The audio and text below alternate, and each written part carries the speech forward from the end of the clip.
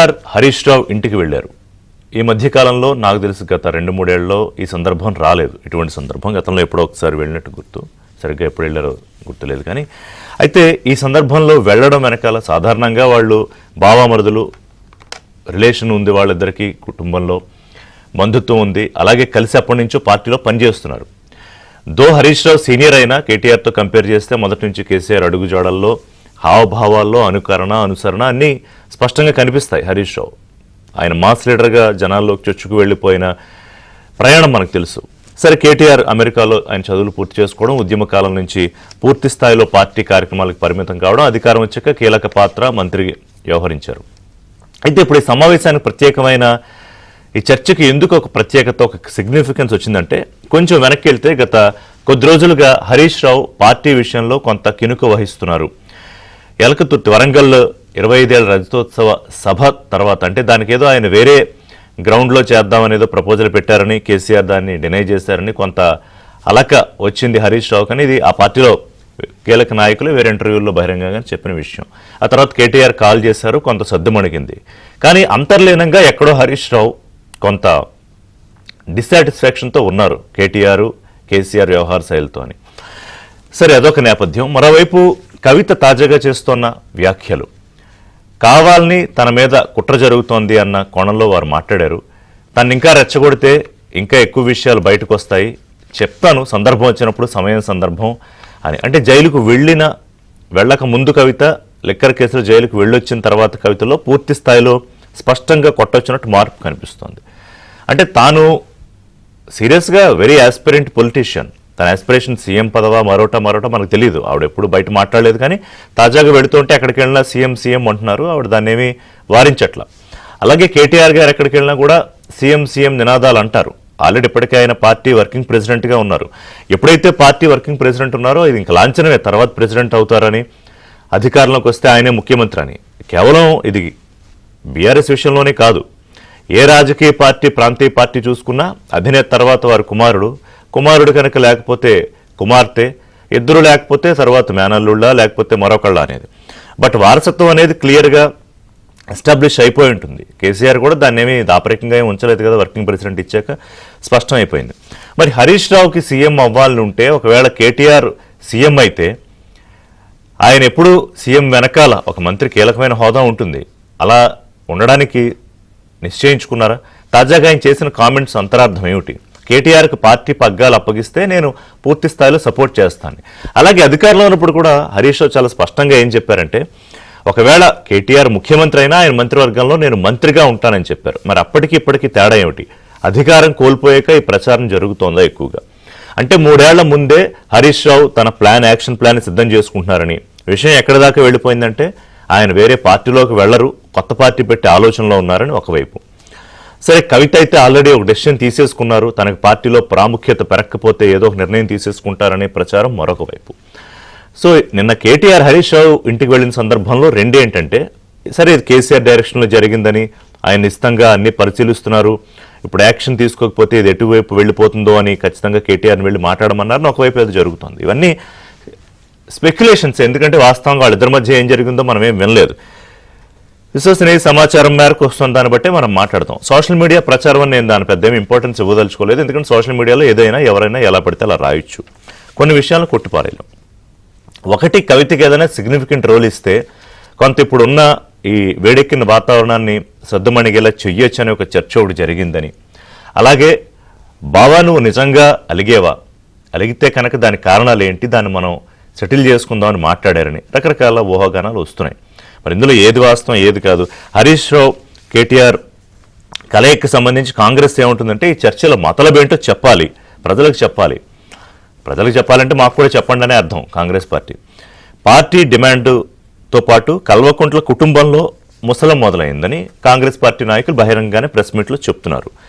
So ఏం జరుగుతోంది? ఒకటి, గులాబీ పార్టీలో పరిణామాలు ఎలా మారబోతున్నాయి, కొత్త రాజకీయాలు ఏమన్నా చూడబోతున్నామా, అలాగే రేవంత్ రెడ్డిని పొలిటికల్గా టార్గెట్ చేయాలంటే ఎటువంటి వ్యూహాలు రచించాలంటే, నిన్న కలిసిన మీటింగ్ తాలూకా స్కెచ్ రేవంత్ రెడ్డికా లేకపోతే సొంత పార్టీలో వాళ్ళకేనా అనేది కూడా ఒక జరుగుతున్న పరిణామాలపై కొంత బీఆర్ఎస్ క్యాడర్లో కూడా కొంత అయోమయం ఉందని, ఏం జరుగుతోంది అంటే ఈ పవర్ సెంటర్ల పంచాయతీ ఏమిటో అర్థం కావట్లేదని కూడా చర్చలు జరుగుతున్నాయి. మాట్లాడుతూ మనతో పాటు రావుల శ్రీధర్ రెడ్డి గారు, బీఆర్ఎస్ సీనియర్ నాయకులు జాయిన్ అవుతున్నారు. అద్దంకి దయాకర్ గారు, కాంగ్రెస్ పార్టీ ఎమ్మెల్సీ, పార్టీ ముఖ్య నాయకులు, ప్రేమేందర్ రెడ్డి గారు, బీజేపీ సీనియర్ నాయకులు, పార్టీ ప్రధాన కార్యదర్శి. Good morning all of you అండి. Welcome to ABN breakfast.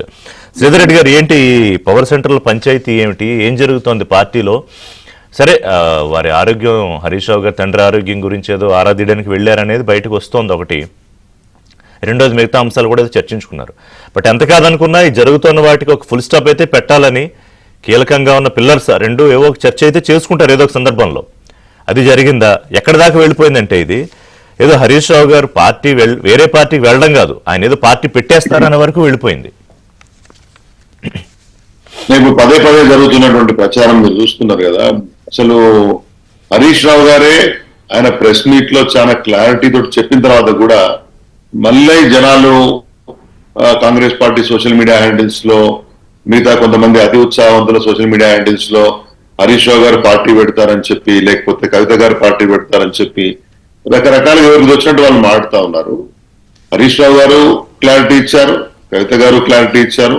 Overall గా ఒక రాజకీయ పార్టీలో వాళ్ళందరూ కూడా కుటుంబ సభ్యులు అయినప్పటికీ కూడా ఫ్రమ్ ది బిగినింగ్, అంటే ఉద్యమ స్థానం నుంచి మొదలు పెడితే, ఆ కాలం నుంచి మొదలు పెడితే నేటి వరకు పార్టీలో, ప్రభుత్వంలో, ప్రజల్లో యాక్టివ్ గా ఉన్నారు. వాళ్ళ contribution in the past 10 years of development of Telangana, అంతకుముందు అజిటేషన్ లో వాళ్ళ పాత్ర వాళ్ళు నిర్వహించిన మీద కూడా అనేక సార్లు ప్రజా జీవితంలో కేటీఆర్ గారు కానీ, హరీష్ రావు గారు కానీ గెలిచొచ్చి వాళ్ళ పాత్రను సమర్థవంతంగా నిర్వహించిన తర్వాత పార్టీ క్యాడర్ లో, ప్రజల్లో పట్టునటువంటి నాయకులుగా నిరూపించుకున్న తర్వాత కూడా ఏదో రకరకాల ప్రయత్నాలు ఇవాళ కాంగ్రెస్ పార్టీ కానీ మిగతా పార్టీలు చేస్తున్నట్టు కనబడతా ఉంది.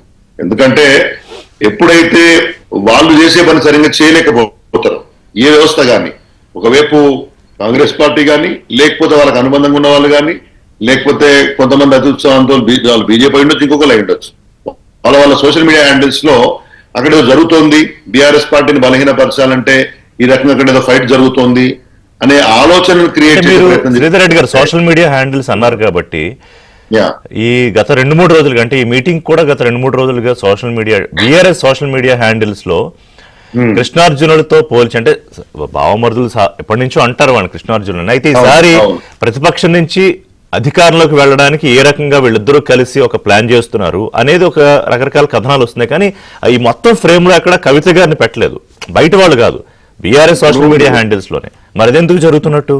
నేను మర్చిపోతున్నారేమో, బీఆర్ఎస్ పార్టీకి అధ్యక్షులు కేసీఆర్ గారు. అవును, ఇక్కడ వారి యొక్క ఆదేశాల మేరకు, వారి యొక్క వ్యూహం మేరకు, వారి సూచనల మేరకు అందరూ పనిచేస్తూ ఉంటారు. మిగతా వాళ్ళు అన్ని స్థాయిలలో, కేటీఆర్ గారు వర్కింగ్ ప్రెసిడెంట్ గా వారి బాధ్యతలు నిర్వహిస్తారు. ఎవరెవరికి ఎప్పుడెప్పుడు ఏ బాధ్యతలు సందర్భానుసారంగా ఇస్తారో వాళ్ళ పనిచేస్తారు. ఇప్పుడు మన వరంగల్ సభ చూశారు మీరు, వరంగల్ నాయకత్వ బృందానికి ఆ సభా నిర్వహణ బాధ్యతలు అప్పచెప్పారు. మిగతా చోట్ల వేరు పనులు మిగతా వాళ్ళకి అప్పచెప్పారు. ఎవరి పని వాళ్ళు చేశారు. సభ బ్రహ్మాండంగా విజయవంతం అయిపోయింది. నేను ఏమంటున్నానంటే, ఇక్కడ ఏదో కందకులేందురుగా కత్తిపీటలాగా చాలా మంది ఉత్సాహపడుతున్నారు, ఇష్టం వచ్చినట్టు వాళ్ళు మాటలు మాట్లాడుతూ ఉన్నారు. వాళ్ళ యొక్క ఉత్సాహాన్ని మేము కాదనట్లేదు. ఎందుకంటే వాళ్లకు మా గురించి, భారత రాష్ట్రం గురించి మారకపోతే పని జరగదనే ఆలోచన ఉన్నవాళ్ళు, లేకపోతే వాళ్ళ వైఫల్యాన్ని కప్పుచ్చుకోవడం కోసం ఈ అంశాలను సృష్టించే వాళ్ళ యొక్క బాధ మాకేంటో తెలుసు. కాబట్టి కేటీఆర్ గారు ఏమన్నా ఫస్ట్ టైం పోయినారు హరీష్ రావు గారింటికి? వాళ్ళ తండ్రి బాగాలేరు అనే విషయాన్ని అందరికీ తెలుసు. పరామర్శించడానికి వెళ్ళారు. పోయినప్పుడు ఇద్దరు రాజకీయ నాయకులు కలిస్తే అది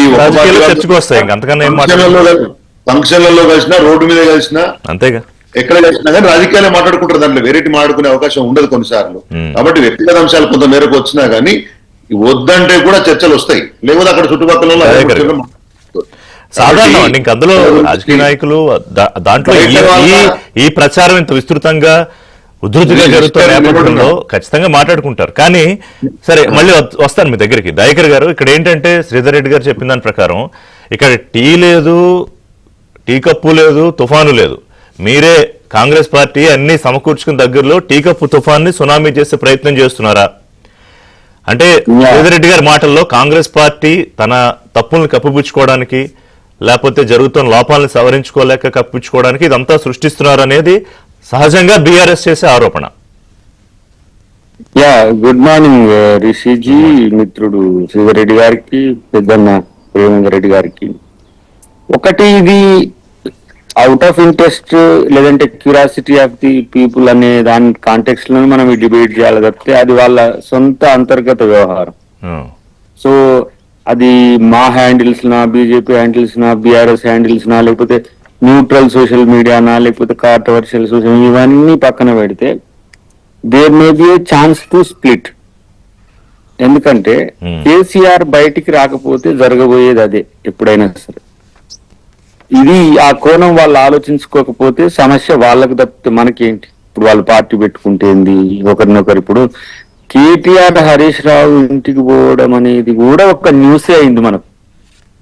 అంటే న్యూస్ అయ్యిందా, న్యూస్ చేశారా? అది కదా కాదు, మామూలుగానైతే ఎప్పుడైనా కలుస్తూనే ఉంటారు వాళ్ళు, కానీ ఇప్పుడు న్యూస్ అయింది ఎందుకు? ఇది వాళ్ళు ఆలోచించాల్సిన అవసరం. రెండవది, ఇప్పుడు ఈ వరంగల్లో కేటీఆర్ వర్కింగ్ ప్రెసిడెంట్ గా తన ఫోటో పెట్టిండ్రు. ఆయన 100% పెడితే 75% అన్న పెట్టిండ్రు. అక్కడి నుంచి ఈ ముసలం లాంటి ప్రచారం మొదలైంది వాస్తవానికి. కాదు, అంతకన్నా కొంచెం ముందుకే వెళ్ళాలి దయాకర్ గారు. ఎవరైనా శ్రీనివాసే ఒక ఇంటర్వ్యూలో ఏం చెప్పారంటే, హరీష్ రావు ఒక వేదిక, వేరే ప్రత్యామ్నాయ వేదిక సూచించారు, కేసీఆర్ అది ఒప్పుకోలేదు. అప్పటి నుంచి కొంత హరీష్ రావు ఎంతవరకు అంటే అసలు ఏం మాట్లాడుతున్నారు సార్ స్పీచ్ లో అని హరీష్ రావు అడిగారు.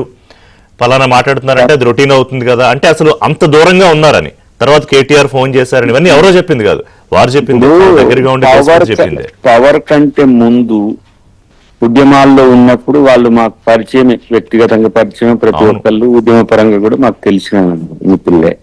వాళ్ళు ఎప్పుడు కూడా పార్టీ లేదంటే కేసీఆర్ గీత దాటే పరిస్థితి లేదు అంతకు ముందు. ఈ పవర్ వచ్చిన తర్వాత ఏం జరిగింది అనేది శ్రీధర్ కు బాగా తెలుసు, నాకు తెలిసి. అంటే నేను తర్వాత వాళ్ళ మధ్యన ఉన్న గ్యాప్, ఫ్రెండ్షిప్, పందము ఇదంతా నేను ఎక్కువ ఫాలో కాలేదు, కానీ వాళ్ళు కేసీఆర్ మాట వరకు మాత్రం ఎప్పుడైనా కట్టుబడి ఉంటారు. ఇప్పటికైనా ఇదంతా ఒక పొలిటికల్ డ్రామాగా కూడా మనం చూసుకోవచ్చు. ఎందుకు భేదాలు ఉన్నట్టు, లేకపోతే ఈ ప్రెషర్ టాక్టిక్స్ అంటారు. అంటే తన ప్రయారిటీని పెంచుకోవడానికి చేసే ఎత్తుగడలు కూడా ఉంటాయి. అటు కేటీఆర్, ఇప్పుడు మేము కూడా అంటున్నాం మా లాంటి వాళ్ళం, ఎందుకు మా రేవంత్ రెడ్డి గారితో కొట్లాడడం, నువ్వు కూడా తెచ్చుకో, మీ ఏకాంచి అడిగి అధ్యక్ష పదవి తెచ్చుకొని నువ్వు కూడా ఏదో అధికారంలోకి వస్తా అంటున్నావు కదా రాని, ఇట్లాంటివి కూడా వీళ్ళకి ప్రెషర్ ఉంటుంది. ఇటువైపు Harish Rao senior most leader in the BRS party.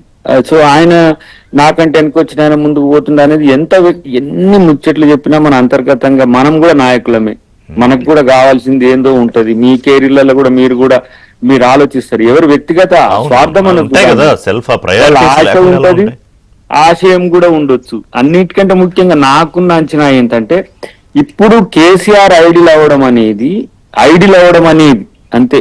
Idol అవుతాడా లేదా అనేది ఇంకా చెప్పలేము, కానీ ఇప్పుడు కాంపిటేటివ్ టైం వచ్చింది వీళ్ళకు ముగ్గురికి కూడా. సో కవిత గారు కూడా ఎక్కడో జాతకం చూపించుకుంటూ నువ్వు ముఖ్యమంత్రి అవుతావమ్మా అనగానే అక్కడ అది నడుస్తుంది చర్చ. ఇటువైపు ఇక్కడ సీఎం అని సిరిసిల్ల మనోడు అనిపించుకుంటున్నాడు. అట్లా అన్నారు మొన్న. మన ఏంది మన అమ్మ ఎరకలమ్మ ఎరక చెప్పే కాడ కూడా వచ్చింది. కాబట్టి అక్కడ ఉంది. వీళ్ళకు ఒక అంతర్గతంగా ఈ టైంలో ఎవరు ముందుకు రావాలనేది కేసీఆర్ కు తెలుస్తుంది. అంటే మామూలుగా వ్యక్తిగతంగా కేసీఆర్ కు ఉండే అభిప్రాయాలు మనకు తెలియవు, కానీ ఏ రాజకీయ పార్టీ నాయకుడైనా కుటుంబ ఆధారితంగా ఉండేటప్పుడు కొంత ప్లాన్ ఉంటది డెఫినెట్ గా. ఇప్పుడు కాంగ్రెస్ పార్టీ కూడా ఇప్పుడు మా మీద కూడా విమర్శ వస్తుంది కాబట్టి చెప్పాల్సిన సందర్భం వస్తుంది. ఇప్పుడు గాంధీ కుటుంబాలకు సంబంధించి ఉంటది పార్టీ, కాబట్టి గాంధీ కుటుంబంలో నుంచి ఒకరు ఉండాలి. ఎలా ఉండాలి అనే దాని దగ్గర మాకు డెఫినేషన్ వచ్చినప్పుడు మేము అవసరమైతే మనం ప్రధానమంత్రిని చేయాల్సి వచ్చినప్పుడు మన్మోహన్ సింగ్ గారిని చేయగలిగినాం, జాతీయ అధ్యక్షుని చేయాల్సి వచ్చినప్పుడు మల్లికార్జున ఖర్గే గారిని కూడా చేసినాం. సరే, కనుసన్నలు ఎట్లా ఉంటది, సోనియా గాంధీ గారి లైన్ ఉంటదా, గాంధీ కుటుంబం లైన్ ఉంటదా అంటే డెఫినెట్ గా అది చెప్పలేం. బాధ్యతలు మాత్రం కంపల్సరీ ఆల్టర్ అవుతుంటాయి. రేపు ఎట్లుంటది అనే విషయంలో ఇక్కడ వీళ్ళు ఇప్పుడు కేసీఆర్ గారికి ముందు ఉన్న సవాల్ ఏంటంటే ఎవరు అనేది. అంటే ఇప్పుడు ఫ్లోర్ లీడర్ ఆయన, పార్టీ ప్రెసిడెంట్ ఆయన, జాతీయ అధ్యక్షుడు ఆయనే, నాకు తెలిసి రాష్ట్ర అధ్యక్షుడు కూడా ఆయనే. ఒక్క వర్కింగ్ ప్రెసిడెంట్ రాష్ట్రానికి ఎవరు కేటీఆర్. ఈ సందర్భంలో హరీష్ రావు స్టెప్అప్ అనేది కోరుకుంటున్నట్టు కనబడుతున్నది మనం. ఎందుకంటే పోతా ఉంటే వెనుకబడిపోతున్నట్టుగా మనకు కనిపిస్తుంది కాబట్టి ఆ వాళ్ళ అంతర్గత కాబట్టి వ్యవహారాలు ఎన్నికలకు 3 ఏళ్ల ముందే ఆయన ఒక యాక్షన్ ప్లాన్ సిద్ధం చేసుకుంటున్నారా? డెఫినెట్ ఇప్పుడు ఇంతకు ముందు ఉన్న యాక్టివ్నెస్ అనేది ఇప్పుడు కేసీఆర్ లో చూస్తున్నాం కదా, ఉండలేదు కదా. తర్వాత నెక్స్ట్ జన్ లీడర్షిప్ కూడా వాళ్ళు తయారు చేసుకోవాలి. Right. ఇప్పుడు ఇది ఒక క్రూషియల్ జంక్చరే. అలాంటి క్రమంలో వాళ్ళ దాంట్లో ఒకరైతే నాకు తెలిసి పార్టీ పెడతారు అనే ఒక స్థితి కూడా మర్మరింగ్ సుమా, ఇవేమి ఏదో వాస్తవాలని ఆ మాట వస్తే ఇప్పుడు కవిత గారు కూడా ఒక లైన్ వరకు చూసి ఆవిడ కూడా ఏదో నిర్ణయం తీసుకుంటారు పార్టీ వైపు అని ఒక ఎవరి పొలిటికల్ ఎంటిటీ వారిది. కానీ ఒకటి మాత్రం మనం అంటే ఇప్పుడు చర్చకు వచ్చింది కాబట్టి అందాం, ఇంతవరకు వచ్చినాక ఎవరు కూడా ఇప్పుడు వాళ్ళ యొక్క ఏమంటాము సంతానానికి ప్రయారిటీ ఇచ్చినట్టుగా ఇతరులకు ఇవ్వరు. ఇప్పుడు నేనే ఆలోచిస్తున్నాం, మనమే ఉంటది మా చిన్నగాని చూసినట్టు మా పిల్లల్ని చూసినట్టు ఇతరుల పట్ల అంత ఇంట్రొడక్టరీ రిమార్క్స్ లోనే చెప్పాను దయాకర్ గారు. ఇప్పుడు ఇక్కడనే కాదు, బీఆర్ఎస్ అని కాదు, మీరు దేశవ్యాప్తంగా ఏ పార్టీ అని చూసుకోండి, కొడుకుంటే ఫస్ట్ పార్టీ పగ్గాలు ముఖ్యమంత్రి, కొడుకు లేని చోట కూతురు, వాళ్ళిద్దరూ లేకపోతే వెస్ట్ బెంగాల్లోనో లేకపోతే ఇంతకు ముందు యూపీలోనో మేనల్లుడు. అంటే ప్రయారిటీస్ ఉంటాయి.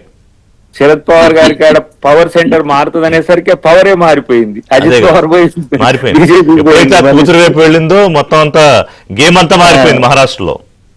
ప్రియా సూర్యను ముందు పెడదాం అనేసరికి అసలు మొత్తం పార్టీనే మొత్తం తీసుకుపోయిన సరే ఎక్కడైనా అది ఉంటది. బట్ వాళ్ళు మా కోరిక ఏంటంటే వాళ్ళు ఎట్లా ఉంటే ఎందుకని నిర్మాణాత్మకంగా ప్రతిపక్షంగా ఉంటే అది ప్రజల కోణం కాబట్టి అట్లా ఉండాలని. అది ఒకటే సరే, అది ఎలాగో ఉంటుంది లేసి రాజకీయాల్లో ఆ పవర్ అనేది ప్రజలకి ఎంత కాదనుకున్నా ప్రజలకు ఏదో మంచి చేయాలని రాష్ట్రానికి సొంత రాజకీయ ప్రయోజనాలతో పాటు అది కూడా ఉంటుంది కదా.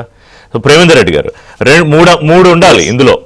ఒకటి, హరీష్ రావు గారికి ఉన్న అసంతృప్తిలో అలకలో చల్లబరిచి ఆయన ఆల్రెడీ ఏదైతే కమిట్మెంట్ ఇచ్చాడో కేటీఆర్ నాయకత్వంలో పనిచేయడానికి సిద్ధంగా ఉన్నానని దాన్ని మరోసారి స్ట్రాంగ్ గా కన్ఫర్మ్ చేసుకోవడానికి వెళ్ళారు కేటీఆర్.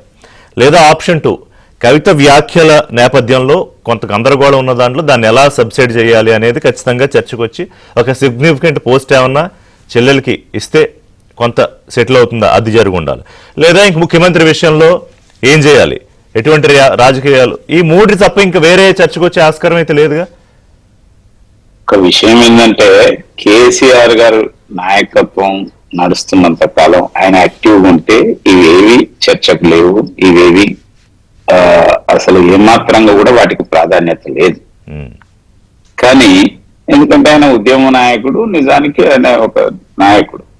కాకపోతే ఎక్కడైతే కేసీఆర్ గారు కొద్దిగా వెనకడుగు వేస్తున్నారు, లేకపోతే హెల్త్ కావచ్చు, మిగతా విషయాలు కావచ్చు, అనేక కారణాలు కావచ్చు, దాంతో ఎప్పుడైతే మొన్న వరంగల్ దీంట్లో కేటీఆర్ ను కొంత ప్రాధాన్యత తీసుకురావడం జరిగింది. అంటే ఆయన ఎట్లాగో వర్కింగ్ ప్రెసిడెంటే, బట్ అయినప్పటికీ విజిబుల్ గా కనిపించింది కాబట్టి నేచురల్ గా హరీష్ రావు గారు, ఇప్పుడు హరీష్ రావు గారు రియల్ లీడర్. ఉద్యమం అప్పటి నుంచి ఆయన పనిచేయడం కానీ మిగతా విషయాల్లో కానీ ఆయన అంచెలంచెలుగా ఎదుగుతూ వచ్చిన యొక్క వ్యక్తి. కాబట్టి తర్వాత ఉద్యమం టైంలో ఫారిన్ లో ఉండి వచ్చిన వ్యక్తి కేటీఆర్. నేచురల్ గా ఉంటది. ఇప్పుడు మనం ఎంత చెప్పినా, బీఆర్ఎస్ వాళ్ళు చెప్పినా, కాంగ్రెస్ బీజేపీ ఎవరు చెప్పినా, హరీష్ రావు గారు ఆ క్లారిఫికేషన్ ఎందుకు ఇచ్చారు? ఎవరు అడిగిన్లు? మీడియా అడగలేదు, లేకపోతే ఇంకెవరో ప్రజలు అడగలేదు. ఇచ్చింది అంటేనే దాని అర్థం అక్కడ సమస్య ఉంది కాబట్టి ఇచ్చారు. దాన్ని ఇచ్చాక సెటిల్ అవ్వాలి కానీ ఇంకా పెరిగిపోయింది. ఎట్లా సెటిల్ అవుతుంది అంటున్నా, సెటిల్ అయ్యే సమస్య లేదు అది. ఇప్పుడు ఎందుకనంటే అక్కడ కేసీఆర్ గారు లీడర్షిప్ అయితే నో ప్రాబ్లం. హరీష్ రావు గారు ఎప్పటి నుంచో ఆయన మాట్లాడుతున్నది ఏంటంటే కేసీఆర్ గారు ఉన్నంత వరకు, కేసీఆర్ గారు లీడర్షిప్ ఉన్నంత వరకు నేను సెకండ్ థాట్ లేదు. రెండోది, ఇప్పుడు నెక్స్ట్ ఎవరిని లీడర్ ను యాక్సెప్ట్ చేయాలి. కేటీఆర్ ను చేయడానికి హరీష్ రావు సిద్ధంగా ఉంటాడు, హరీష్ రావును చేయడానికి కేటీఆర్ సిద్ధంగా ఉంటాడు. తర్వాత రెండోది, కవిత గారిని చేయడానికి అసలే సిద్ధంగా ఉండరు. ఎందుకంటే కవిత గారి మీద కేసు ఉంది, అనేక విషయాలనే. అసలు కేసీఆర్ కవిత గారిని అంత ప్రాధాన్యత దీంట్లో ఇవ్వడం లేదనేది అందరికీ తెలుసు. కాబట్టి ఆమె యొక్క బేస్ కోసం ఆమె ప్రయత్నం చేయడంలో తప్పులేదు. ఆమె ఏదో ప్రయత్నం చేస్తుంది, దాన్ని బట్టి ఆమె మార్గం వెతుక్కోవాలి కదా. ఇప్పుడు ఏంటంటే ఒక పరిణామ క్రమం ఏదైతే ఈ ట్రాన్స్ఫర్మేషన్ పీరియడ్ లో ఈ టైంలో వెనుకబడిపోతే ఇంకంతే ఉంటది, ఏదో ఒకటి క్లారిటీ వచ్చేస్తుంది కదా. అందుకోసం ఈ జరుగుతున్న పరిణామాలలో వాటిని డ్యామేజ్ కంట్రోల్ చేయడం కోసం అంటే మీరు ఒకటి ప్రయత్నం ఒప్పుకుంటారా, చేస్తున్నారు. సరే ప్రతిపక్షమైనా కూడా ఒకటి ఒప్పుకుంటారా, ముగ్గురు కూడా ఈ ఏదైతే ప్రధానమైన ఆశయం ఉందో అంటే పార్టీకి సంబంధించిన లీడర్షిప్ లేకపోతే స్టేట్కి సంబంధించిన లీడర్షిప్ అంటే సీఎం ఆస్పిరేషన్, ముగ్గురు అర్హులే, అంటే ఆ స్థాయి ఆ సత్తా ఉన్న వాళ్ళే. ఇప్పుడు నేనేమంటున్నా అంటే అర్హత అనేది ఏముంది, ఎవరైనా రబ్రీదేవి గారు కూడా ముఖ్యమంత్రి, అర్హత ఏముంటుంది దానికి. ఇప్పుడు కాకముందు లేకపోతే అయినాక వస్తుంది, అయినాక లేకపోతే కాకముందు, ఏదైనా అంతేనా? అవన్నీ ప్రజలు నిర్ణయిస్తారు. ముందు కోరుకోవడంలో తప్పు లేదు, కోరుకోగలిగేంత అర్హత అయితే ఉంది. అని కోరుకోవడానికి కూడా అట్లా కాదు, కోరుకోవడానికి కూడా ధైర్యం కావాలి కదా, అదే నేను అనేది. ఒక ధైర్యం అంటే ఉండాలి, ఆ గట్స్ ఉండాలి. ఫ్యామిలీ ఇప్పుడు దయాకర్ గారు కాంగ్రెస్ లో కోరుకుంటాడా? అంటే కోరుకోవడానికి ఏమో ఎందుకు కోరుకోకూడదు కావచ్చు, అంటే కాంగ్రెస్ పార్టీలో ఒక నిమిషం కావచ్చు. నవ్వుతున్నాడు, ఒక నిమిషం, ఒక్క నిమిషం. మీరేం ప్రస్తావన తీసుకొచ్చారు కాబట్టి. రిషి గారు, ఒక నేను నిమిషం. ఏమంటున్నా దయాకర్ గారు ఏ తప్పే ఉందంట, ఇప్పుడు ఎక్కడ కాంగ్రెస్ పార్టీలో ఎవరినైనా ఎమ్మెల్సీ చేయొచ్చు. మంత్రి రేపు పొద్దున ఏమో ఆస్పిరేషన్ ఉండకూడదనే ఉంది రాజకీయాల్లో. మీకు లేదా ప్రేమేందర్ రెడ్డి గారు, మీకు లేదా శ్రీధర్ రెడ్డి గారు? నేను కావద్దని అంటలేను, కానీ మీరు ధైర్యం అంటే చెప్తున్నా. ఇప్పుడు ఆ ఫ్యామిలీ కాబట్టి ఫ్యామిలీ పాలిటిక్స్ లో ఖచ్చితంగా కోరుకుంటారు. మరి అదే టీఆర్ఎస్ లో ఇంకెవరన్నా అడుగువనండి, ఇంకెవరన్నా కోరుకోమని అట్లా కోరుకున్నాడనే కదా ఈటెల రాజేందర్, కోరుకున్నాడనే కదా ఈటెల రాజేందర్. మా పాత్ర లేదా, పార్టీ మొదలైంది. రిషి గారు ఒక్క నిమిషం, ఆ లెక్క అంటే నవ్వినందుకు నువ్వు అడ్రస్ చేసినావు కాబట్టి ఒకటే అన్న ఫ్యామిలీ ఆ లెక్కకు వస్తే మూమెంట్ లోనైనా టిఆర్ఎస్ అంటే వాళ్ళ సొంత వాళ్ళు పార్టీలో లేము, కానీ మాకంటే కేటీఆర్ కవితను ఏం సీనియర్ కాదు, మాతో కాంటెంపరీగా వస్తే హరీష్ రావు. మేము ఉద్యమాల్లో ఉన్నప్పుడు అప్పుడు ఆయన నాన్ ఎమ్మెల్సీగా మంత్రిని చేసింది అప్పుడు కాంగ్రెస్ పార్టీ 2004. విద్యార్థులు అప్పటి నుంచి మొదలు పెట్టారు కదా. ఫ్యామిలీ అని వాళ్ళు అంతే. కాబట్టి మా పార్టీలు ఏంటంటే ఎక్కడున్న వాళ్ళని ఎక్కడైనా తీసుకురావచ్చు, అది ఒకటి ఉంటుంది. ఇప్పుడు రేవంత్ రెడ్డి గారు చూడండి, రాగానే వారికి పిసిసి ప్రెసిడెంట్ ఇవ్వగలిగినాం, సామర్థ్యానికి ఇవాళ ముఖ్యమంత్రి గారు కూడా అయిండ్రు. కాబట్టి ఈ పార్టీలో సాధ్యమైంది, కానీ ఆ పార్టీలో ఎంతమంది, ఇప్పుడు నిన్న కడియం శ్రీయర్ గారి, నేను జనగాం అబ్జర్వర్ గా ఉండే, కడియం శ్రీయర్ గారి కంటే కేసీఆర్ జూనియర్. మరి ఆయన పార్టీ పెట్టుకొని వచ్చిండు, ముఖ్యమంత్రి అయింది. ఇప్పుడు కడియం శ్రీయర్ గారు ఉప ముఖ్యమంత్రిగా ఉండే, కానీ ఆడ అసలు ప్రాధాన్యత లేదు, ఆడ ఉండనని చెప్పి వచ్చి కాంగ్రెస్ పార్టీలో జాయిన్ అయింది. అంటే ఎంత పెద్ద లీడర్ అయినా ఒక స్టాల్వాటే కదా, అంతో ఇంతో ఏంది ఉమ్మడి ఆంధ్రప్రదేశ్ లో ఎన్టీఆర్ గారి శకం నుంచి కూడా సీనియర్ లీడర్. కాబట్టి అక్కడ వేరేటోళ్ళకు ఉండదనే ఎటైనా పోతారు. అది బీజేపీలో కూడా ఇప్పుడు మాలాగా సాధ్యమైతుంది. ఒక సామాన్యమైన వ్యక్తిని కూడా తీసుకొచ్చి ముఖ్యమంత్రిని చేసిన చరిత్ర బీజేపీ రాష్ట్రాల్లో కూడా ఉంటది. కానీ ఈ ప్రాంతీయ లేదంటే కుటుంబాలకు సంబంధించిన ఇలాంటి పట్ల కొంచెం సాధ్యం కాదు కాబట్టి వాళ్ళు పోటీలు ఉన్నాయి.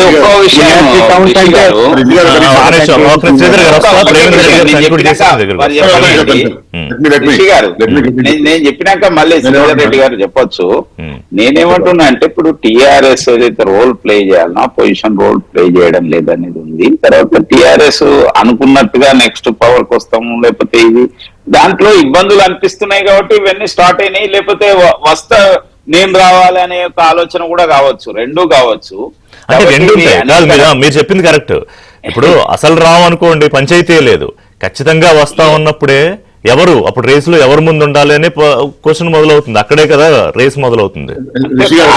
మేజర్ ఒక పొజిషన్ కి రావాలి, ఆ పొజిషన్ లీడర్ అనేది కూడా ఇంపార్టెంటే కదా. జరుగుతున్నాయి.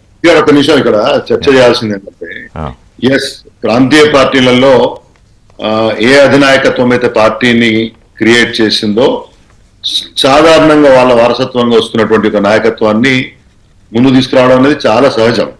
దాంట్లో ఏం పెద్ద మనం దేశవ్యాప్తంగా బీఆర్ఎస్ పార్టీ కాదు, ఫస్ట్ పార్టీ కాదు, జాతీయ పార్టీలలో కూడా పార్టీలు అంతే. నెహ్రూ గారి తర్వాత ఇందిరాగాంధీ గారు, రాజీవ్ గాంధీ గారు, రాహుల్ గాంధీ గారు, ప్రియాంక గాంధీ గారు, ఓకే, తర్వాత ఈవెన్ భారతీయ జనతా పార్టీలో కూడా మీరు ఎస్ ఖచ్చితంగా సామాన్యులు అధినాయకత్వాన్ని జాతీయ అధ్యక్ష పదవులు లేకపోతే ప్రధానమంత్రి పదవులు చేపట్టే అవకాశం ఉంటుంది అనే విషయం వాస్తవమే కానట్లేదు. కానీ ఇక్కడ నేను అర్థం చేసుకోవాల్సింది ఏంటంటే, ఒక్క ముఖ్యమంత్రి పదవి, ఒక్క అధ్యక్ష పదవి అంతే, రెండే స్థానాలు కాకుండా కేసీఆర్ గారు పార్టీ పెడితే, వారు వ్యక్తిగా బయలుదేరితే పంచాయతీ నుంచి పార్లమెంట్ దాకా, నేను చాలాసార్లు చెప్పాను, నేను కూడా బీజేపీలో 11 సంవత్సరాలు పనిచేసినాను. నేను నేను ఇంతకుముందు చెప్పినటువంటి వాదానికి నేను కట్టుబడి ఉన్నా. సామాన్యులు కూడా దేశ అధ్యక్ష పదవులు చేపట్టొచ్చు, ప్రధానమంత్రి పదవులు చేపట్టొచ్చు, మరొకటి చేయొచ్చు కాదనేట్లేదు. కానీ లీవింగ్ వన్ దట్ ఆస్పెక్ట్ అంటే మనం చాలా క్రిటికల్ గా మైన్యూట్ గా మనం ఇంకా అనాలిసిస్ చేస్తే, కేసీఆర్ గారు పార్టీ పెట్టి బయలుదేరితే రాజకీయ ప్రక్రియతో తెలంగాణ సాధించాలని చేసిన ప్రయత్నం నుంచి మొదలుపెట్టి తెలంగాణ వచ్చిన తర్వాత ప్రభుత్వాన్ని 10 ఏళ్ళు నడిపినప్పుడు పంచాయతీ నుంచి పార్లమెంట్ దాకా ఎన్ని వందల వేల మందిని కొత్త నాయకత్వాన్ని సృష్టించగలిగారనే విషయాన్ని మనం ఎందుకు చర్చించుకోవట్లేదు? ఇవాళ భారతీయ జనతా పార్టీ దానికి ఎవరు కాదు శ్రీధర్ రెడ్డి గారు, దట్ ఈస్ విషయం. ప్రజలు కొన్ని విషయాలు పోవాలి. సేమ్ టైంలో భారతీయ జనతా పార్టీ తెలంగాణ రాష్ట్రంలో ఉంది, కాంగ్రెస్ పార్టీ ఉంది. కాంగ్రెస్ పార్టీ 10 సంవత్సరాల పాటు ప్రభుత్వానికి దూరంగా ఉంది. తెలుగుదేశం పార్టీ కూడా ఎన్టీ రామారావు గారు స్థాపించారు, చంద్రబాబు నాయుడు గారు కొనసాగించారు, వాళ్ళు లోకేష్ బాబు వచ్చాడు, వాళ్ళ బామరుదులు వాళ్ళు వీళ్ళు ఉన్నారు. నేనేమంటున్నా, భారతీయ జనతా పార్టీ ఉంది కదా తెలంగాణ రాష్ట్రంలో, ఇప్పటికి చాలా సంవత్సరాలైంది కదా. ప్రేమేందర్ రెడ్డి గారు 4 సార్లు జనరల్ సెక్రటరీగా ఉన్నారు కదా పార్టీకి, విద్యార్థి దశ నుంచి కూడా అదే భావజాలంలో ఉన్నారు కదా. కేంద్రంలో అధికారం 3వ సారి వచ్చింది కదా. ఏం డబుల్ డిజిట్ దాటలేకపోతున్నారు? యాక్సెప్టెన్స్. నేనేమంటున్నా, ఇక్కడ వ్యక్తులను టార్గెట్ చేయడం కాదు, వ్యవస్థలను క్రిటిసైజ్ చేయడం. యాక్సెప్టెన్స్ అది నేను దాటాలని కోరుకుంటే అటువంటి ఒకటండి, ఒకళ్ళ యొక్క ప్రయత్నానికి కావాల్సిన ఫలితాన్ని ప్రజలు నేను చెప్తున్నా, యాక్సెప్టెన్స్, ప్రజల అనుమతి, ప్రజల యొక్క ఆమోదం ఉంటే అల్టిమేట్ గా ప్రజాస్వామ్యంలో మనం. మీరు చెప్పిన పాయింట్ ఇది వాళ్ళ పార్టీ అంతర్గత సమస్య బీఆర్ఎస్ అని చెప్తూ ఉన్నా మీరు నిశ్చితంగా కాంగ్రెస్ పార్టీ గమనిస్తుంది. నిన్న మీ విప్ రామచంద్ర నాయక్ చేసిన కామెంట్స్ కానీ కాంగ్రెస్ పార్టీ వాళ్ళు మాట్లాడుతున్న మాటలు, ఎందుకంటే ఇవాళ బీఆర్ఎస్ లో బలంగా ఉన్న 3 నాయకుల మధ్య సమన్వయ లోపమో విభేదాలో మరోటో కాంగ్రెస్ పార్టీకి పొలిటికల్ గా లాభించేవి. ఎందుకంటే వాళ్ళు విడిపోతే మీరు బలంగా ఉంటారు, వాళ్ళు కలిసి ఉంటే మళ్ళీ అది పెద్ద వ్యవహారం. దీంతో పాటుగా ఎన్నికలకు ముందు మోదీ చేసిన కామెంట్స్, అంటే ఇవాళ మనం కొత్తగా మాట్లాడుకుంటున్నాం కానీ మోదీ ఎన్నికలకు ముందు ఏం చెప్పారు, ఎన్డీఏలో జాయిన్ అవుతాము, కేటీఆర్కి తెలంగాణ బాధ్యతలు అప్పచెప్తానంటే మీరెవరు అప్పచెప్పడానికి, మీరు రాజులా మహారాజులా అన్నానని అన్నారు. అంటే ఇది ముందే డిసైడ్ అయిపోయింది. This is point of time అంతే, ఇవాళ రేపో ఎల్లుండ అనేది. మరి దీన్ని ఎందుకు ఇవాళ హరీష్ రావు కానీ కవిత కానీ కొత్తగా ఫీల్ అవుతున్నారు, తీసుకోలేకపోతున్నారు? ఇప్పుడు ఒక్కటి ఏంటంటే 2 డైమెన్షన్స్ మనం కొంచెం అకాడమిక్ గా ఆలోచిస్తే 2014 కంటే ముందు అది తెలంగాణ పార్టీ తెలంగాణ ఉద్యమాన్ని కోట్ చేసుకుంది. తెలంగాణ ఇచ్చినమని మేమంటే తెచ్చినమని వాళ్ళు కోట్ చేసుకున్న తర్వాతలో జాతీయ స్థాయిలో కాంగ్రెస్ పార్టీకి వచ్చిన వ్యతిరేకతలో బీజేపీ బలహీనంగా ఉండడం వల్ల, బీఆర్ఎస్ ఇండిపెండెంట్ గా ఉండడం వల్ల బీఆర్ఎస్ కు అవకాశం ఇచ్చిండ్రు. అది కేసీఆర్ గారు అందిపుచ్చుకోగలిగిండ్రు. ఆ ఉద్యమ సెంటిమెంట్ ను 4 సంవత్సరాలు నడిపించిన తర్వాత యాంటీ ఎస్టాబ్లిష్మెంట్ ను మనోడు కప్పుపుచ్చుకోవడానికి ముందస్తుగా 1 సంవత్సరం ముందస్తుగా పోవడం వల్ల యాంటీ ఇన్కంబెన్స్ ను దాటి ఇంకో 2వ సారి అధికారంలోకి వచ్చింది. ఆ 2వ సారి అధికారంలోకి వచ్చిన తర్వాత వాళ్ళలో తెలంగాణ సెంటిమెంట్ కంటే యాస్పిరేషన్స్ ముందొచ్చి పడ్డాయి. ఏవైతే తెలంగాణ వచ్చిన తర్వాత మనం ఏం చేస్తామని ముందుకు వచ్చింది. దాంట్లో కేసీఆర్ గారి ఫెయిల్యూరు స్లోగా మనకు కనబడుతూ ఆయన అధికారాన్ని కోల్పోయేంత వరకు వచ్చింది. సో ఇప్పుడు అది బీఆర్ఎస్ గా మారిన తర్వాత దానికి ఒక ఎంటిటీ లేదు, తెలంగాణను కోట్ చేసుకోలేదు, అట్లని చెప్పి జాతీయ స్థాయిలో పెట్టిండ్రు వాళ్ళు. ఈ రకరకాల సమస్యలతో పార్టీ అంతర్గతంగా చాలా ఇష్యూస్ తో ఉన్నది. ఇటువైపు బీజేపీ చూస్తే బీజేపీ అదే నాయకత్వం, కిషన్ రెడ్డి గారే. మీరు గత 20 సంవత్సరాల నుంచి చూస్తే వారొక్కరే ముందు కనపడతారు, మిగతా వాళ్ళు ఎవరైనా ఆయారాం లెక్క వచ్చిపోతుంటారు. న్యూ ఫేస్ లేదు. కాంగ్రెస్ పార్టీ తెలంగాణ వచ్చిన తర్వాత ఒక బీసీని మేము పొన్నాల లక్ష్మయ్య గారిని వారు ఇప్పుడు బీఆర్ఎస్ లో ఉన్నప్పటికీ కూడా వారినితో ఒక ప్రయోగం చేసినాం. అటు తర్వాత సీనియర్ లీడర్ గా ఉన్న ఉత్తమ్ కుమార్ రెడ్డి గారి నాయకత్వంలో ఒక 6 సంవత్సరాల పాటు పార్టీని నడిపించిన తర్వాత బీజేపీ ఇప్పుడు మీరు చెప్పిన దాంట్లో బీజేపీ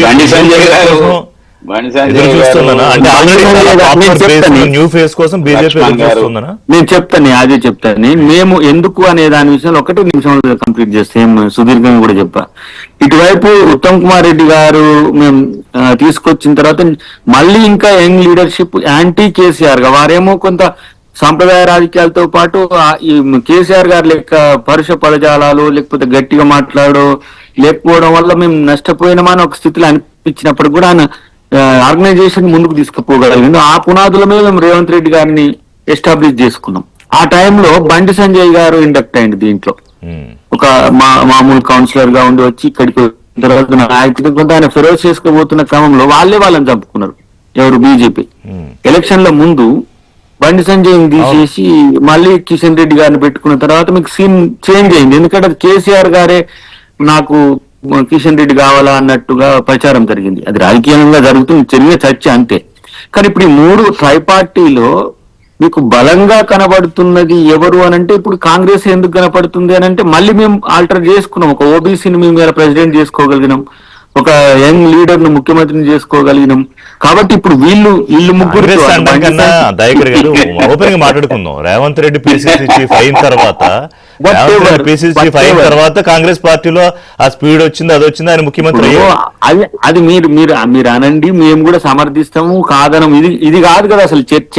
ఇప్పుడు ఇక్కడ నా పాయింట్ ఏంటంటే నాకు అర్థమైంది, రేవంత్ రెడ్డి కాంగ్రెస్ పార్టీని నడిపిస్తున్నారు.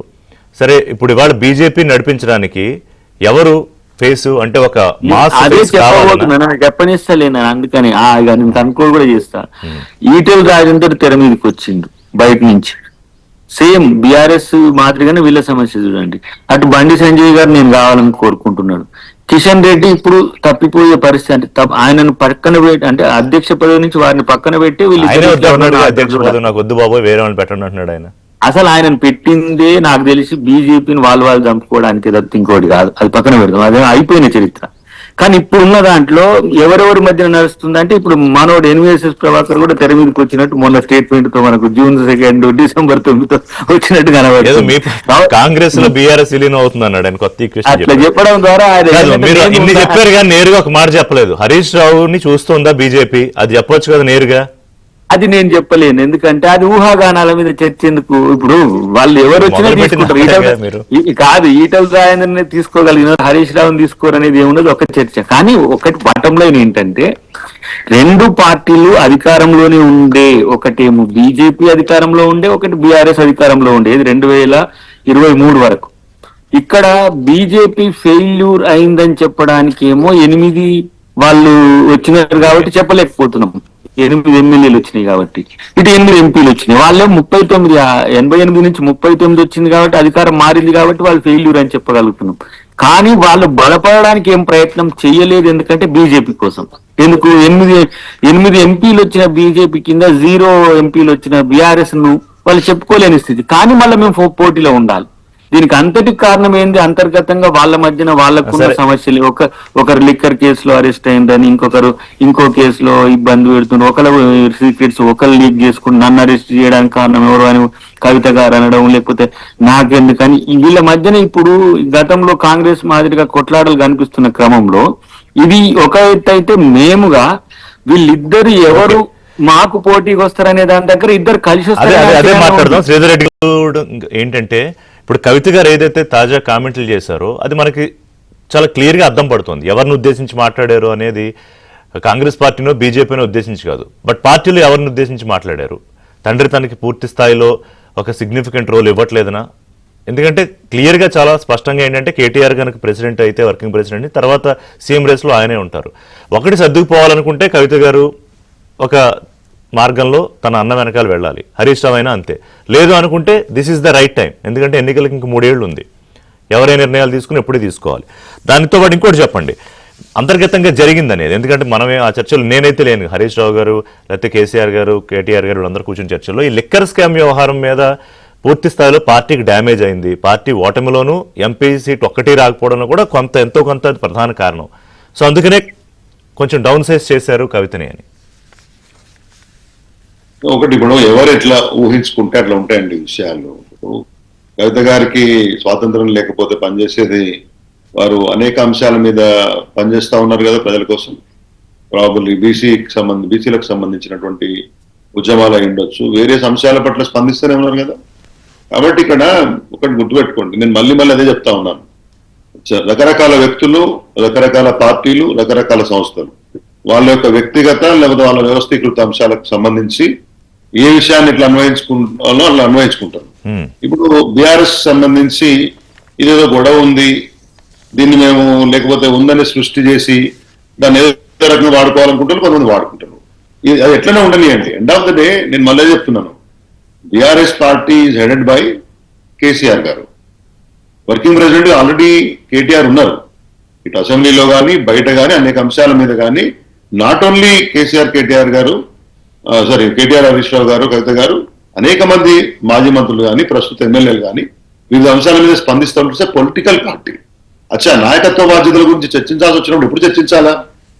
అది పార్టీ ఆ నిర్ణయం తీసుకొని అట్లాంటిది ఏమన్నా చర్చ ఉంటే we have our president, we have our working president, ఎవరి పని వాళ్ళు చేస్తూ ఉంటారు. ఎన్నికలు ఇంకా సమయం ఉన్నాయి కాబట్టి ఇక్కడ ఎవరికి ఆతృత లేదు.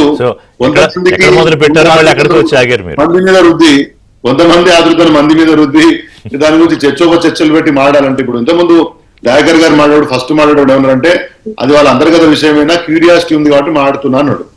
నేను కూడా పార్టీ ప్రతినిధిగా మొన్న హరీష్ రావు గారు వారి నాయకులుగా వారి మీద పదే పార్టీ మారుతారని, కొత్త పార్టీ పెడతారని అంశాలు వచ్చినాయి కాబట్టి మీరన్నట్లు క్యాడర్ లో కానీ కొన్ని అంశాలను విశ్లేషించి వాళ్ళకి క్లారిటీ ఇవ్వాలి కాబట్టి స్వచ్ఛందంగా ఇచ్చారు. క్లారిటీ ఇచ్చారు కాబట్టి ఏదో లేకపోతే క్లారిటీ ఎందుకు ఇస్తాడు అంటే, ఏం లేకపోతే మెడికల్ చెకప్ ఎందుకు పోతారు అంటే అది కాదండి సిస్టమ్. అట్లా కాకుండా రాజకీయ పార్టీలలో అంటే కాదు శ్రీధర్రెడ్డి గారు ఇప్పుడు కోమటిరెడ్డి వెంకటరెడ్డి కొద్ది రోజుల క్రితం మాట్లాడుతూ ఇప్పుడు అమెరికా వెళ్తున్నారు, కవిత గారు బహుశా వాడికి బయలుదేరి ఉంటారు, వారు వచ్చాక కేటీఆర్ వెళ్తున్నారు, వారు వచ్చాక కేసీఆర్ వెళ్తున్నారు. ఈ ముగ్గురు విడివిడిగా వెళ్ళడం మీద కూడా మరొక రాజకీయంగా అది కూడా మొదలైంది. సరే, వాళ్ళు వివిధ కార్యక్రమాలు వెళ్తున్నారు, సొంత కార్యక్రమాల మీద, దాన్ని కూడా పొలిటికల్ యాంగిల్ లో చూసే పరిస్థితి వచ్చింది అంటున్నా. రాజకీయాల్లో ఉన్నాం కాబట్టి చూస్తారు, చూడకపోతే తప్పు అంటున్నా. వెంకటరెడ్డి గారు మంత్రి, ఆయన చూసే యాంగిల్ ఆయనకు ఉంటది. చాలా క్లియర్. ఒక నిమిషం అండి, ఇప్పుడు కవిత గారు వాళ్ళ మార్నింగ్ ఐ సీన్ వాళ్ళు వాళ్ళ కుమారుడి యొక్క గ్రాడ్యుయేషన్ సెరమనీకి పోతున్నారని చెప్పారు. With court permission she will be back on 20. Dallas లో రజతోత్సవాలు ఉన్నాయి, దానికి సంబంధించి కేటీఆర్ గారు పోతారు. మళ్ళీ దగ్గర ఒక ఇన్విటేషన్ ఉందని చెప్తున్నారు. సో ఇవన్నీ రెగ్యులర్ గా జరిగేటివి. అదే అంటున్నా, బట్ దాన్ని ఇవాళ ఒక పొలిటిసైజ్ చేసే పరిస్థితి వచ్చింది. దానికి కారణం ఎవరనేది చూసుకోవాలి. టైం అయిపోతుంది. ఒకసారి వాయిస్ తీసుకుని చర్చ పెట్టాం కాబట్టి నడుస్తుంది. దయాకర్ గారు ఒకటి నేనేమంటే ప్రేమన్న ఒకటే నిమిషం, నేను కూడా మీరు తర్వాత ఇప్పుడు నేనేమంటున్నా అంటే మీరుగా మీ ఆలోచనలు మీరు చెప్పేంత వరకు కూడా ప్రజలు ఆలోచించరు, ప్రతిపక్షాలు కూడా వాటి విషయంలో ప్రతిపక్షాలు కానీ అధికార పక్షం కూడా మీ గురించి చర్చించరు. మీ పార్టీలో జరుగుతున్న అంతర్గత అంశాల విశ్లేషణ ఇది. ఎవరు మీ మీద బట్టగాల్చి మీ చేసేది లేదు, లేకపోతే జరుగుతున్న పరిణామాల పట్ల మేము సంతోషపడేది లేదు, వ్యతిరేకించేది లేదు. అది న్యాచురల్ ఫినామినా.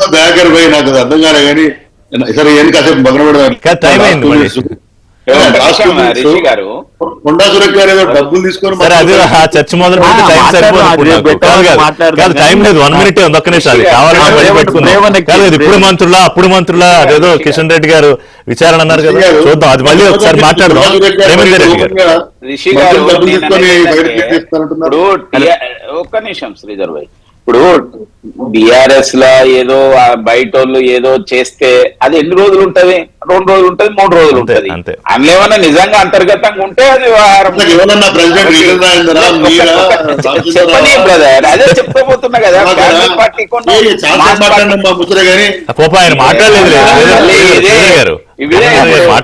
నేనేమంటున్నా అంటే మీరే చెప్పిల్లు, మీ నాయకుడు డిసైడ్ చేస్తాడు ఒక సింగిల్ పర్సన్. ఈడ వేల మంది ఉంటారు. చెప్పని మళ్ళీ నువ్వు చెప్పినప్పుడు విన్నాను కదా. కాబట్టి ఇక్కడ నాయకులకు కుదవలేదు, గ్యాలక్సీ ఆఫ్ లీడర్స్ ఉన్నారు. కొత్త నాయకునితో ఒక కొత్త దీంతో భారతీయ జనతా పార్టీ ఇక్కడ రాబోయే రోజుల్లో అధికారం రాబోయే. కాంగ్రెస్ పార్టీ మళ్ళీ రాదు, బీఆర్ఎస్ కు సమస్య లేదని ప్రజలు అనుకుంటున్నారు.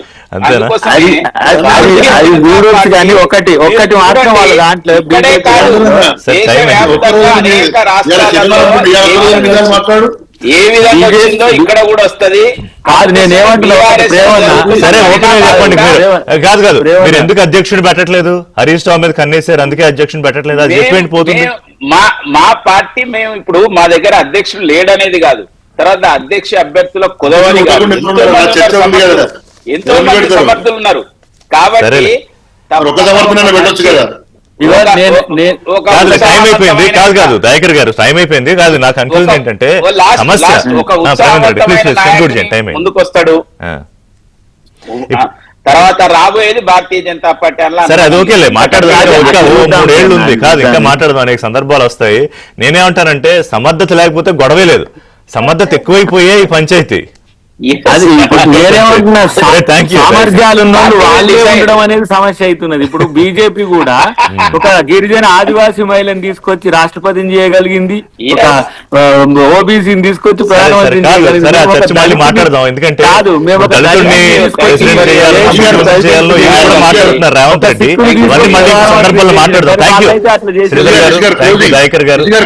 క్షమించాలి శ్రీధర్ గారు, సమయం అయిపోయింది, బులెటిన్ టైం. చెప్పండి. 1 సెకండ్ ఆ డబ్బులు తీసుకునే మంత్రులు ఎవరో చెప్పమని దాని మీద చర్చ పెట్టాలని